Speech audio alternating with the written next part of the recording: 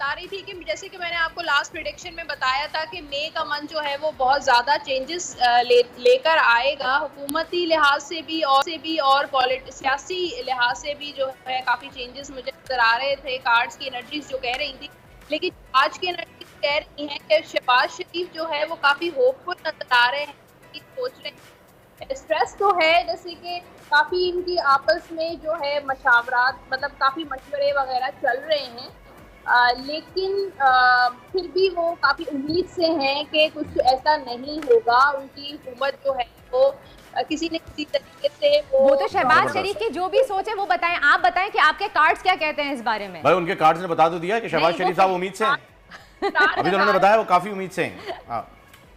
और उनको उम्मीद है, यकीन है कि उनकी जो हुकूमत जो है वो चलती रहेगी। लेकिन जो अवाम की तरफ से 7 ऑफ वांड्स का कार्ड है, काफ़ी प्रेशर नजर है, क्योंकि महंगाई और डॉलर्स और इकोनॉमी की जो सूरत हाल मुझे नज़र आ रही है, उस वजह से शहबाज शरीफ साहब जो हैं काफ़ी घबराते हुए भी नजर आ रहे हैं, क्योंकि यहाँ पे 5 ऑफ पेंटिकल्स का कार्ड है। काफ़ी मुझे इकोनॉमी के लिहाज से काफ़ी नुकसान, काफ़ी लॉसेस नज़र आ रहे हैं। ये महंगाई जो है वो और ज्यादा जो है उसमें उनसा मैं अगर आपसे एक इस वक्त एक साहब के बारे में पूछना चाहूँ, बड़ी प्यारी शख्सियत हैं उस्मान डार साहब। उनकी हवालात से काफ़ी तस्वीरें जो हैं वो वायरल हुई हुई हैं। कभी उन्होंने सर पे बैंडना बांधा हुआ है, कोई शाहरुख खान के किसी कैरेक्टर से भी उन्हें मिलाया जा रहा है। उनके कार्ड्स क्या कह रहे हैं? मतलब ऐसा तो नहीं होगा कि उनसे किसी से मुलाकात हो जहाँ लिखा हो आजा मोरे बालमा तेरा इंतजार है, ठीक ठाक आ जाएंगे बाहर?